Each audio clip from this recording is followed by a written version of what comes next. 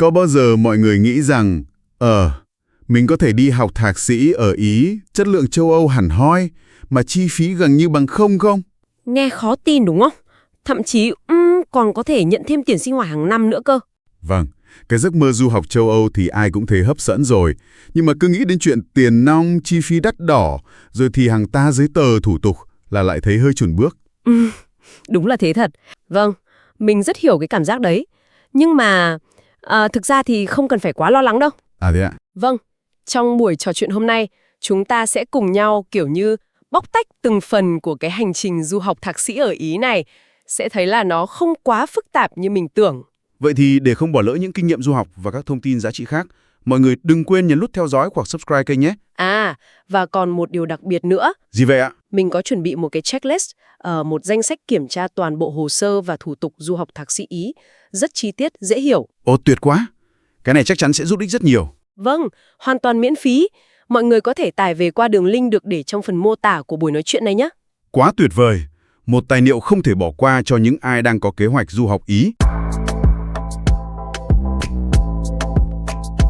Chào mừng quý vị và các bạn đã quay trở lại với chương trình. Hôm nay chúng ta sẽ cùng nhau mổ xẻ một chủ đề đang được rất nhiều bạn trẻ quan tâm, đó là du học thạc sĩ tại Ý, đặc biệt là cho các bạn sinh viên Việt Nam đang có kế hoạch trong năm 2025 hoặc là xa hơn một chút, 2026, 2027. Vâng, xin chào quý vị khán giả. Nghe nói du học Ý dạo này hot lắm, vì có vẻ như là vừa được học trường tốt, chất lượng châu Âu, mà chi phí lại hợp lý, thậm chí còn nhiều cơ hội học bổng nữa.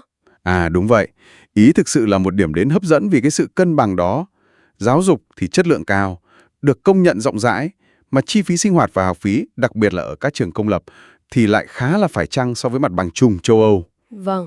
Rồi cơ hội học bổng, nhất là học bổng vùng, thì lại rất rộng mở cho sinh viên quốc tế, bao gồm cả Việt Nam. Nghe hấp dẫn quá, nhưng mà chắc chắn là cái gì tốt thì cũng đi kèm với thử thách đúng không ạ? Chính xác. Chính vì những cái lợi thế đó mà sự cạnh tranh để giành được một suất học, đặc biệt là ở các trường top hay các ngành hot là cực kỳ cao. Điều này đòi hỏi các bạn sinh viên phải có một sự chuẩn bị thực sự kỹ lưỡng và một kế hoạch rõ ràng ngay từ đầu. Không thể đợi nước đến chân mới nhảy được đâu. Dạ vâng. Vậy thì để bắt đầu, anh có thể chia sẻ một chút về cái cấu trúc chương trình thạc sĩ ở Ý nó như thế nào không ạ? Ví dụ như thời gian học, tín chỉ chẳng hạn. Được chứ? Chương trình thạc sĩ ở Ý, tên chính thức của nó là Laurea Magistrale. Thường thì nó kéo dài trong 2 năm học. 2 năm ạ? Đúng vậy. Và trong 2 năm đó, sinh viên cần phải tích lũy đủ 120 tín chỉ theo hệ thống tích lũy và chuyển đổi tín chỉ châu Âu, tức là ECTS đó. À, ECTS, vâng, cái này khá quen thuộc với các bạn tìm hiểu du học châu Âu rồi. Đúng rồi, cái hệ thống này nó giúp cho việc công nhận bằng cấp giữa các nước châu Âu trở nên dễ dàng hơn rất nhiều. Ngoài việc học các môn trên lớp, thì sinh viên còn thường phải hoàn thành một kỳ thực tập bắt buộc. Kỳ thực tập này thường kéo dài khoảng 6 tháng. Ồ, có cả thực tập bắt buộc ạ. Cái này hay đấy ạ, giúp sinh viên có kinh nghiệm thực tế. Chính xác.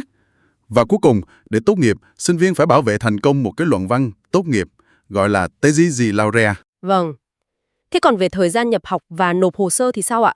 Kỳ nhập học chính là mùa thu đúng không anh? Đúng thế. Kỳ nhập học chính thức và phổ biến nhất là vào tháng 9 hàng năm. Do đó, cái thời gian để các trường bắt đầu mở cổng nhận hồ sơ thường là khá sớm, từ khoảng tháng 11 của năm trước đó. Tức là nếu muốn nhập học tháng 9 năm 2025 thì phải chuẩn bị từ cuối năm 2024 rồi ạ? Chuẩn luôn. Hồ sơ thường được nhận kéo dài đến khoảng tháng 4 hoặc tháng 5 của năm nhập học. Tuy nhiên, cái giai đoạn cao điểm nhất, khi mà nhiều trường mở đơn và nhiều hồ sơ nộp vào nhất, thường rơi vào khoảng tháng 1, tháng 2 và tháng 3. Vâng, tức là cũng phải chuẩn bị sẵn sàng tinh thần chạy đua vào đầu năm. Đúng vậy. Càng nộp sớm thì càng có lợi thế, vì một số trường họ xét hồ sơ theo kiểu cuốn chiếu. Ai đủ điều kiện trước thì mời trước. Dạ em hiểu rồi. Vậy thì để tham gia cuộc đua đó, những cái vũ khí hay nói đúng hơn là những yêu cầu đầu vào cốt lõi mà sinh viên Việt Nam cần phải đáp ứng là gì ạ? Có một vài điểm cực kỳ quan trọng cần phải nắm rõ. Thứ nhất, đó là yêu cầu về số năm học vấn tích lũy. Số năm học vấn ạ? Đúng rồi. Thường thì các chương trình thạc sĩ ở Ý yêu cầu ứng viên phải có tối thiểu 15 hoặc 16 năm học vấn. 15 hoặc 16 năm. Vậy sinh viên tốt nghiệp đại học hệ 4 năm ở Việt Nam thì sao ạ? Các bạn tốt nghiệp đại học hệ 4 năm ở Việt Nam, tức là 12 năm phổ thông cộng với 4 năm đại học, bằng 16 năm, thì thường là đủ điều kiện này. Nhưng mà cần phải đặc biệt lưu ý đối với các bạn tốt nghiệp hệ đại học 3 năm, hoặc là các bạn học cao đẳng rồi liên thông lên đại học. À vâng, những trường hợp này thì sao ạ? Những trường hợp này cần phải kiểm tra thật kỹ yêu cầu cụ thể của từng ngành, từng trường mà mình định nộp. Bởi vì có một số ngành, nhất là các ngành thuộc khối kỹ thuật, họ có thể yêu cầu chặt chẽ là phải đủ 16 năm học vấn cơ. Ra thế, tức là không phải cứ có bằng đại học là auto đủ điều kiện về số năm học. Không hẳn. Phải xem cái tổng số năm từ lúc học lớp 1 đến lúc tốt nghiệp đại học là bao nhiêu và đối chiếu với yêu cầu của ngành đó. Cái này rất quan trọng đấy. Dạ vâng, em đã ghi chú lại điểm này. Yếu tố thứ hai chắc là điểm số học tập, GPA đúng không ạ? Trên thang điểm 100, tức là tương đương khoảng 6.0010 theo thang điểm Việt Nam. 6.010 là sàn ạ. Đó là mức sàn chung thôi. Nhưng mà thực tế, để có cơ hội được nhận vào các trường đại học có uy tín, các trường hàng đầu của Ý, thì mức GPA an toàn thường phải từ 70% trở lên, tức là 7.010. Vâng, 7.0 trở lên. Thậm chí với những ngành cạnh tranh cao, có khi phải 7.5 hay 80 thì mới xác suất được. Wow, vậy là GPA cũng là một cuộc đua khá căng thẳng. Đúng thế, nên các bạn còn đang học đại học thì cố gắng giữ điểm số càng cao càng tốt. Dạ, yếu tố thứ ba không thể thiếu khi du học chắc chắn là ngoại ngữ. Cụ thể ở đây là tiếng Anh ạ. Vâng, tiếng Anh. Vì đa số các chương trình thạc sĩ mà sinh viên Việt Nam nhắm tới ở Ý là các chương trình dạy bằng tiếng Anh. Thế thì yêu cầu cụ thể về chứng chỉ như IELTS hay TOEFL là như thế nào ạ? Có bắt buộc không anh? Đây là một điểm khá thú vị của du học Ý. Không phải lúc nào IELTS hay TOEFL cũng là yêu cầu bắt buộc.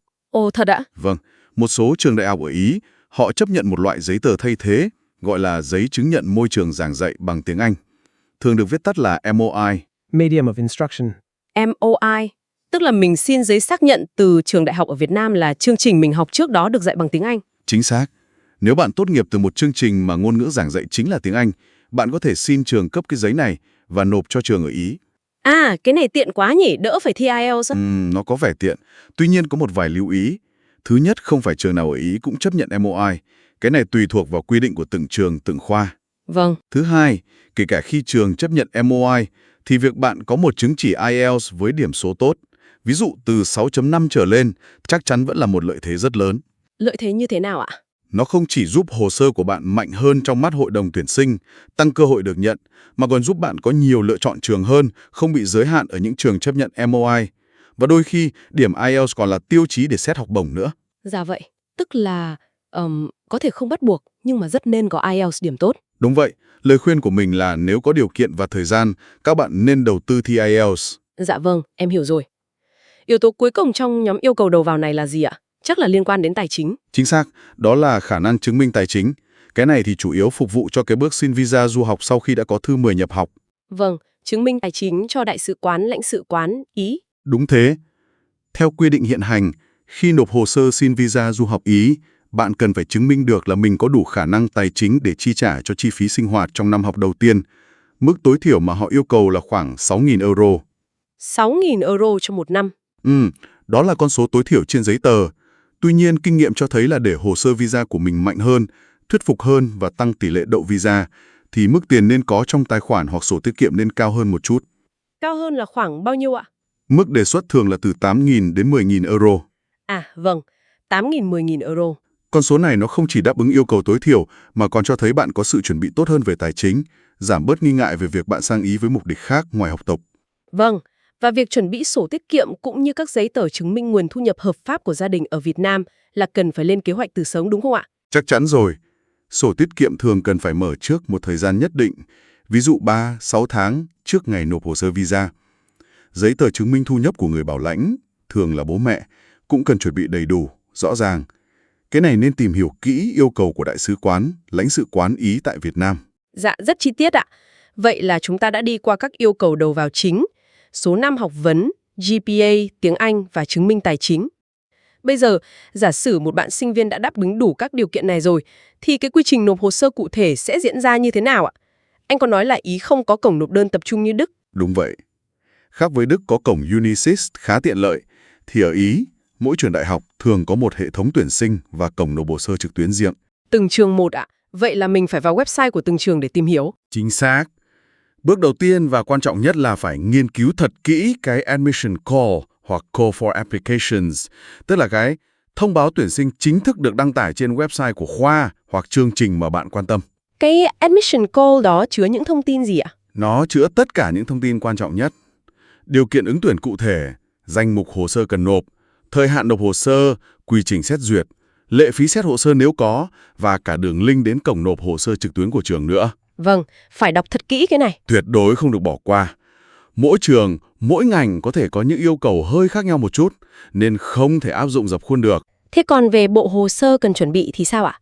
Những giấy tờ cơ bản thường gồm những gì? Một bộ hồ sơ điển hình thường bao gồm bằng tốt nghiệp đại học hoặc giấy chứng nhận tốt nghiệp tạm thời nếu chưa có bằng điểm đại học chi tiết, Vâng, rồi bản CV học thuật, thường là theo chuẩn Europass, thư giới thiệu Letter of Recommendation, LGOS, thường cần 2-3 thư từ các giáo sư hoặc người quản lý ở chỗ làm nếu đã đi làm. thư giới thiệu này quan trọng không ạ? Khá quan trọng đấy. Nó cung cấp một cái nhìn khách quan về năng lực và phẩm chất của bạn từ người khác, nên chọn người viết thư hiểu rõ về bạn và có uy tín. Dạ, còn gì nữa không anh? Còn có bản sao hộ chiếu còn hiệu lực, chứng chỉ tiếng Anh, IELTS hoặc MOE như đã nói ở trên. Và một thành phần cực kỳ quan trọng nữa, đó là bài luận cá nhân. Bài luận cá nhân, tức là SOP hoặc là Motivation Letter, đúng không ạ? Đúng rồi, đây thường được coi là linh hồn của bộ hồ sơ. Tại sao nó lại quan trọng đến vậy ạ? Vì đây là nơi duy nhất bạn có thể trực tiếp nói chuyện với hội đồng tuyển sinh, thể hiện cá tính, động lực học tập, mục tiêu nghề nghiệp của mình và quan trọng nhất là giải thích tại sao bạn lại phù hợp với chương trình và trường đại học đó. Vâng, anh có lời khuyên nào để viết một bài luận cá nhân thật sự nổi bật và thuyết phục không ạ? Chắc chắn rồi. Đầu tiên và quan trọng nhất, tuyệt đối không dùng một bài luận chung chung cho tất cả các trường. Phải tùy chỉnh, customize cho từng chương trình bạn ứng tuyển. Tức là phải nghiên cứu kỹ về chương trình, về các giáo sư, về định hướng nghiên cứu của khoa đó. Chính xác, hãy cho họ thấy là bạn đã tìm hiểu rất kỹ về họ. Đề cập đến những môn học cụ thể, những dự án nghiên cứu hoặc tên của những giáo sư mà bạn muốn được học hỏi, làm việc cùng. Thứ hai, đừng chỉ liệt kê thành tích trong CV. Hãy kể một câu chuyện, liên kết kinh nghiệm học tập, làm việc trước đây của bạn với lý do tại sao bạn chọn ngành này, trường này và nó sẽ giúp bạn đạt được mục tiêu tương lai như thế nào. Kể chuyện ạ? Vâng. Thể hiện sự đam mê, sự tò mò và sự phù hợp của bạn một cách chân thành. Và cuối cùng, nhớ kiểm tra lại ngữ pháp chính tả thật cẩn thận. Có thể nhờ người có kinh nghiệm đọc góp ý. Dạ, những lời khuyên rất hữu ích ạ. Sau khi chuẩn bị xong bộ hồ sơ này, mình sẽ nộp qua cổng trực tuyến của trường và đóng lệ phí đúng không ạ? Đúng vậy, hầu hết các trường đều có cổng online để bạn tải lên các giấy tờ đã scan. Về lệ phí xét hồ sơ thì nó khá dao động. Có trường miễn phí hoàn toàn, nhưng cũng có trường thu phí. Thường là từ khoảng 30 euro đến 50 euro. Cá biệt có thể lên tới 100, 150 euro cho một số chương trình MBA chẳng hạn. À, cũng có phí, vậy nên mình phải chắc chắn là mình đủ điều kiện cơ bản trước khi nộp để tránh mất tiền oan nhỉ? Chính xác. Đọc kỹ Admission Call là vì thế. Nếu thấy mình không đáp ứng được yêu cầu nào đó, thì không nên cố nộp làm gì. Dạ, sau khi nộp hồ sơ và hồi hộp chờ đợi, nếu may mắn nhận được thư mời nhập học, Letter of Acceptance, thì sao ạ? Chắc là lúc đó thở phào nhẹ nhõm được rồi. Thở phào được một chút thôi. Vì thực ra, có thư mời nhập học mới chỉ là một nửa chặng đường thôi. Ôi vậy à? Còn những gì nữa à? Đây mới là lúc bắt đầu một loạt các thủ tục hành chính, pháp lý khá là phức tạp và tốn thời gian, mà lại cực kỳ quan trọng, phải hoàn thành trước khi bạn có thể nộp hồ sơ xin visa du học cơ. Trước khi xin visa, cụ thể là những bước nào vậy anh? Có mấy bước chính theo trình tự như sau. Đầu tiên là bạn phải mang bằng tốt nghiệp đại học và bảng điểm gốc đi làm thủ tục hợp pháp hóa lãnh sự. Hợp pháp hóa lãnh sự làm ở đâu ạ? Ở Việt Nam thì làm tại Cục Lãnh sự Bộ Ngoại giao ở Hà Nội hoặc là Sở Ngoại vụ thành phố Hồ Chí Minh. Cái này là để xác nhận con dấu và chữ ký trên văn bằng, bảng điểm của bạn là hợp lệ theo pháp luật Việt Nam. Vâng, bước 1, hợp pháp hóa lãnh sự. Sau đó thì sao ạ? Sau khi đã có dấu hợp pháp hóa lãnh sự của Việt Nam, bạn cần mang các giấy tờ đó đi dịch thuật công chứng sang tiếng Ý. Dịch sang tiếng Ý ạ? Kể cả khi chương trình học của em bằng tiếng Anh. Tiếng Anh, và phải là dịch thuật công chứng hẳn hoi nhé. Dạ, rõ ạ. Bước 2, dịch thuật công chứng sang tiếng Ý. Bước 3 là gì ạ? Nghe nói có một cái giấy tờ rất quan trọng gọi là DOV. Chính xác. Bước thứ 3, và là một trong những bước quan trọng nhất, đó là xin tuyên bố giá trị văn bằng. Tiếng Ý gọi là Dichiarazione di Valore in Loco, thường viết tắt là DOV. DOV, nghe tên lạ lạ. Mục đích của cái giấy này là gì ạ? DOV là một văn bản chính thức do Đại sứ quán hoặc Tổng lãnh sự quán Ý tại Việt Nam cấp. Nó có giá trị tuyên bố rằng cái bằng cấp, ví dụ bằng đại học, mà bạn đạt được ở Việt Nam là tương đương với một văn bằng tương ứng trong hệ thống giáo dục của Ý. À, tức là để xác nhận sự tương đương bằng cấp giữa hai nước. Đúng thế, nó không chỉ xác nhận về mặt học thuật mà còn cả về mặt pháp lý nữa. Không có DOV, bạn sẽ không thể làm thủ tục nhập học chính thức tại trường đại học ở Ý, kể cả khi bạn đã có thư mời. Wow, vậy nó là giấy tờ bắt buộc ạ? Bắt buộc 100%. Để xin được DOV, bạn phải nộp bộ hồ sơ bao gồm bằng cấp, bảng điểm đã được hợp pháp hóa lãnh sự và dịch thuật công chứng sang tiếng Ý cho Đại sứ quán lãnh sự quán Ý. Quá trình này cũng mất thời gian xử lý đấy. Vâng, vậy là phải làm ngay khi có thư mời. Sau DOV còn bước nào nữa không ạ? Còn một bước nữa cũng rất quan trọng trước khi xin visa, đó là thực hiện pre-enrollment. Đăng ký trước trên một cổng thông tin trực tuyến của Bộ Giáo dục Ý là universitaly.it. Pre-enrollment trên universitaly.it. Cái này là để làm gì ạ? Đây là thủ tục để bạn khai báo thông tin cá nhân, thông tin về chương trình học bạn đã được nhận tại trường đại học Ý và tải lên các giấy tờ cần thiết như thư mời, hộ chiếu, ảnh thẻ. Sau khi bạn hoàn thành và gửi đơn pre-enrollment đi, trường đại học Ý sẽ xem xét và phê duyệt, validate đơn đó trên hệ thống. Khi đơn được phê duyệt, bạn sẽ nhận được một cái gọi là Pre-Enrollment Application Summary, bản tóm tắt đơn đăng ký trước. À, cái bản tóm tắt đó. Cái bản tóm tắt đó là một giấy tờ không thể thiếu trong bộ hồ sơ xin visa du học của bạn. Đại sứ quán, lãnh sự quán sẽ yêu cầu bạn nộp nó. Trời ơi, nhiều bước quá. Hợp pháp hóa, dịch thuật, xin DOV, rồi pre-enrollment. Nghe thôi đã thấy phải rất cẩn thận về trình tự và thời gian rồi. Cực kỳ cẩn thận, phải làm đúng trình tự. Hợp pháp hóa, dịch thuật, nộp hồ sơ DOVIS, song song hoặc sau đó làm pre-enrollment. Và phải làm ngay lập tức khi có thư mời, bởi vì mỗi bước này đều cần thời gian xử lý, có khi vài tuần hoặc cả tháng. Nếu chậm trễ, có thể không kịp xin visa trước ngày nhập học. Dạ vâng, bài học lớn là phải hành động ngay và đúng quy trình. Cảm ơn anh đã giải thích rất cặn kẽ ạ. Bây giờ chúng ta quay lại với một trong những điểm hấp dẫn nhất của du học Ý. Chi phí và học bổng.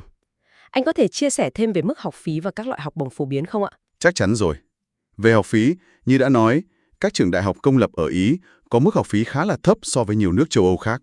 Thấp là khoảng bao nhiêu ạ? Nó thường dao động dựa trên thu nhập của gia đình sinh viên. Mức tối đa thường chỉ khoảng 4.000 euro một năm.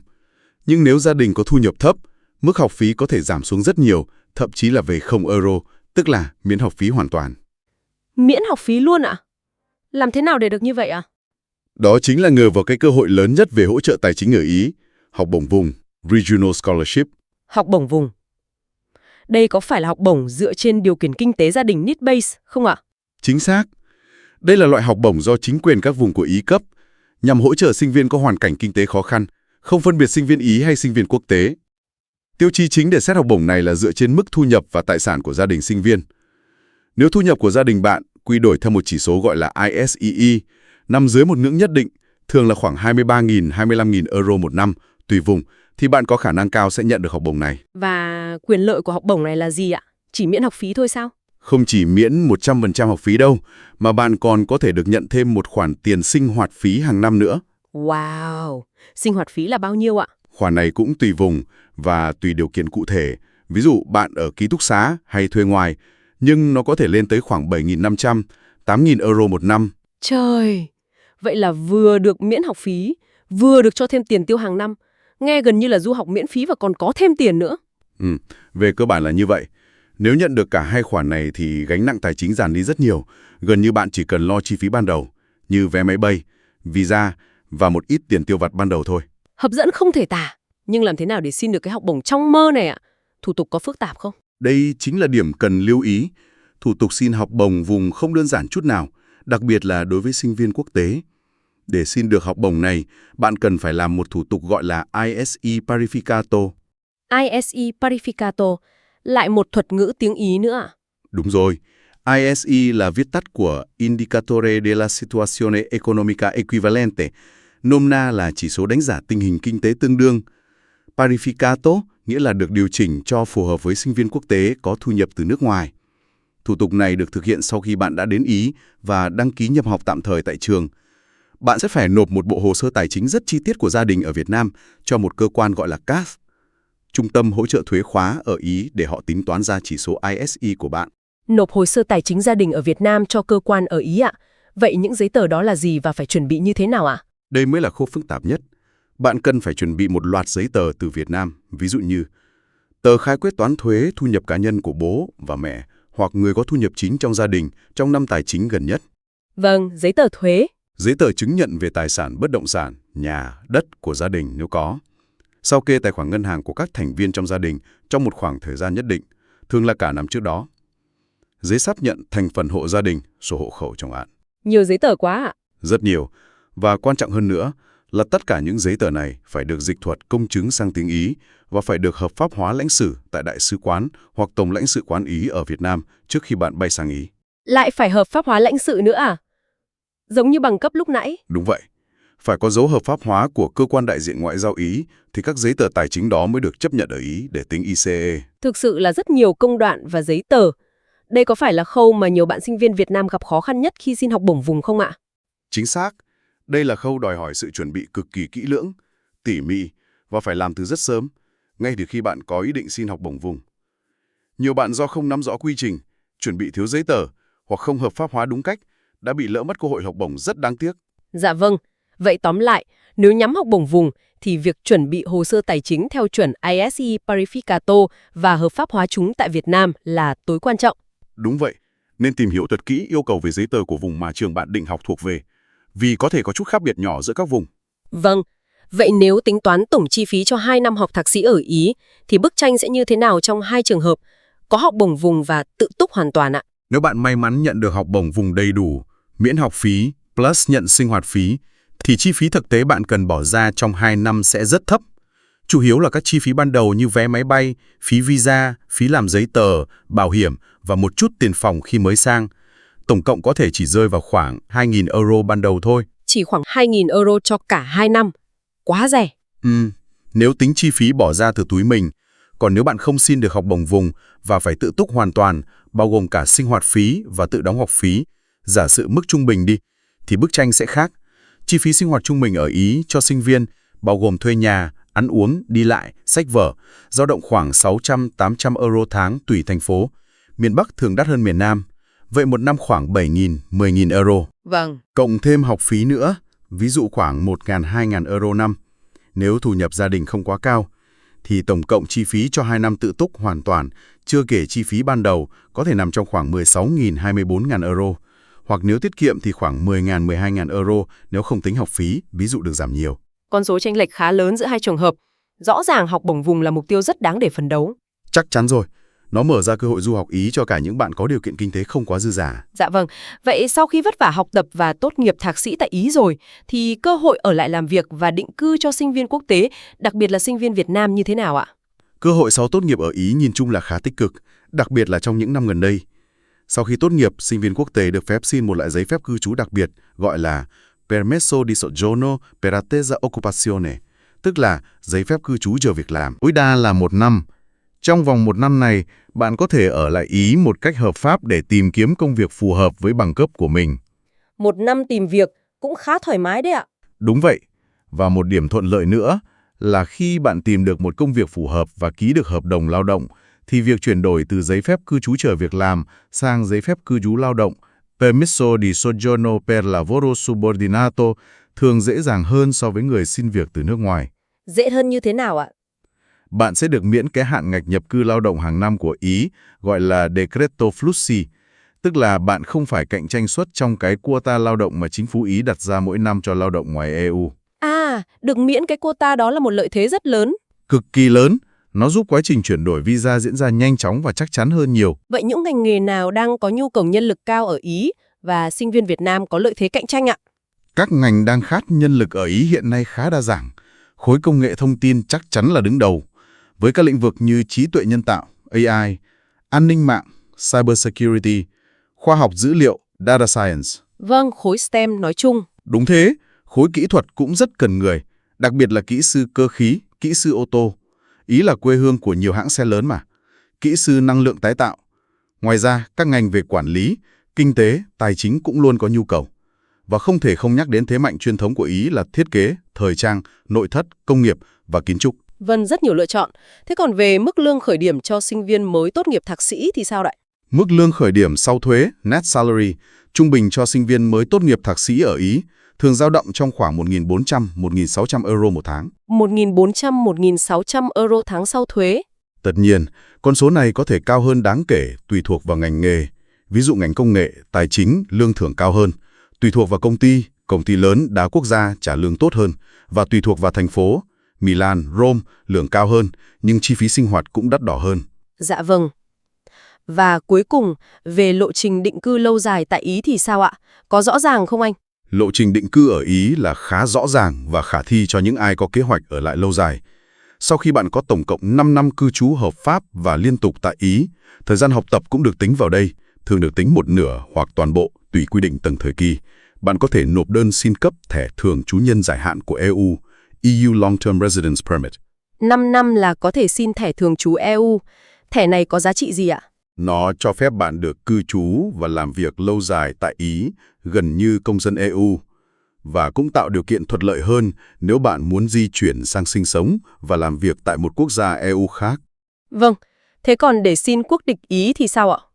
Để xin quốc tịch Ý, Italian Citizenship, thì yêu cầu về thời gian cư trú dài hơn. Bạn cần phải có tổng cộng 10 năm cư trú hợp pháp và liên tục tại Ý. 10 năm cho quốc tịch. Đúng vậy. Ngoài yêu cầu về thời gian, bạn cũng cần đáp ứng các điều kiện khác như có nguồn thu nhập ổn định, không có tiền án tiền sự, và quan trọng là phải chứng minh được trình độ tiếng Ý nhất định. À, phải biết tiếng Ý nữa ạ. Cần trình độ nào ạ? Thường thì yêu cầu là trình độ tiếng Ý tối thiểu ở mức A2 hoặc B1, theo khung tham chiếu chung châu Âu về ngôn ngữ, CEFR. Đây là mức đủ để giao tiếp cơ bản trong cuộc sống hàng ngày và công việc. Dạ vâng. Vậy là có một lộ trình rõ ràng từ học tập, tìm việc đến thường trú và nhập tịch. Đúng thế. Ý tạo điều kiện khá tốt cho sinh viên quốc tế có năng lực và mong muốn đóng góp cho kinh tế của họ. Như vậy, qua buổi trò chuyện hôm nay, có thể thấy du học thạc sĩ tại Ý thực sự là một lựa chọn rất đáng cân nhắc đối với sinh viên Việt Nam, nhờ sự kết hợp giữa chất lượng đào tạo tốt, chi phí hợp lý và cơ hội ở lại phát triển sự nghiệp khá rộng mở. Chính xác. Tuy nhiên, như chúng ta đã phân tích khá kỹ, để thành công trên con đường này, yếu tố then chốt nằm ở sự chuẩn bị. Sự chuẩn bị ạ? Đúng vậy. Sự chuẩn bị hồ sơ phải thật tỉ mỉ, cẩn thận, từng chi tiết nhỏ. Đặc biệt là phải nắm vững và hoàn thành đúng hạn các thủ tục hành chính pháp lý tương đối phức tạp, như là xin DOV, làm pre-enrollment. Và nhất là, nếu có mục tiêu săn học bổng vùng, thì phải đầu tư thời gian và công sức rất lớn vào việc chuẩn bị bộ hồ sơ tài chính cho thủ tục ICE Parificato ngay từ khi còn ở Việt Nam. Vâng, không thể xem nhẹ bất kỳ bước nào trong quy trình. Tuyệt đối. Sự chuẩn bị kỹ lưỡng chính là chìa khóa để giảm thiểu rủi ro và tối đa hóa cơ hội thành công. Trước khi kết thúc, anh có một lời khuyên cuối cùng nào dành cho các bạn đang ấp ủ giấc mơ du học thạc sĩ tại Ý không ạ? Có một điều mà mình muốn nhấn mạnh, điều mà nhiều bạn có thể hơi xem nhẹ ban đầu, đó là về ngôn ngữ. Ngôn ngữ ạ? Ý anh là tiếng Ý. Đúng vậy. Mặc dù chương trình học thạc sĩ của bạn có thể hoàn toàn bằng tiếng Anh và bạn có thể giao tiếp học thuật bằng tiếng Anh ngon lành, nhưng đừng bao giờ bỏ qua việc đầu tư học tiếng Ý giao tiếp cơ bản trước khi bạn đặt chân sang Ý. Tại sao lại vậy ạ? Trong khi mình học bằng tiếng Anh mà. Trong giảng đường, ra ngoài kia bạn sẽ phải đối mặt với rất nhiều tình huống cần dùng tiếng Ý. Từ việc đi siêu thị, hỏi đường, giao tiếp với chủ nhà, đến việc làm các thủ tục hành chính tại các cơ quan địa phương, Questura, Comune, nơi mà không phải lúc nào người ta cũng nói tiếng Anh với bạn đâu. À, đúng là thực tế cuộc sống hàng ngày. Biết tiếng Ý cơ bản sẽ giúp bạn hòa nhập nhanh hơn rất nhiều, tự tin hơn trong giao tiếp hàng ngày và giải quyết các vấn đề phát sinh một cách dễ dàng hơn. Nó giúp trải nghiệm du học của bạn trở nên trọn vẹn và thú vị hơn rất nhiều. Chưa kể, biết tiếng Ý còn là một lợi thế cực lớn khi bạn tìm việc làm thêm trong quá trình học và đặc biệt là khi cạnh tranh trên thị trường lao động sau khi tốt nghiệp. Rất nhiều nhà tuyển dụng Ý đánh giá cao ứng viên quốc tế biết cả tiếng Anh và tiếng Ý. Vâng, một điểm cộng rất lớn cho hồ sơ xin việc. Chính xác. Nên lời khuyên của mình là, song song với việc chuẩn bị hồ sơ học thuật, hãy dành thời gian học tiếng Ý, giao tiếp. Không cần phải quá cao siêu, chỉ cần mức A1, A2 là đã tạo ra sự khác biệt rất lớn rồi. Đừng đợi sang đến nơi mới học. Một lời khuyên rất thực tế và tâm huyết. Em tin rằng rất nhiều bạn sẽ ghi nhớ điều này. Buổi thảo luận chuyên sâu của chúng ta về hành trình du học thạc sĩ tại Ý hôm nay có lẽ xin được tạm dừng tại đây.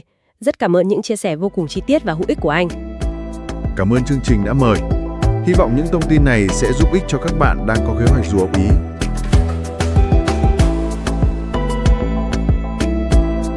Vậy là nếu tóm tắt lại thì chuyện du học thạc sĩ ở Ý rõ ràng không chỉ là chi phí ổn hay là chất lượng tốt đâu nhỉ?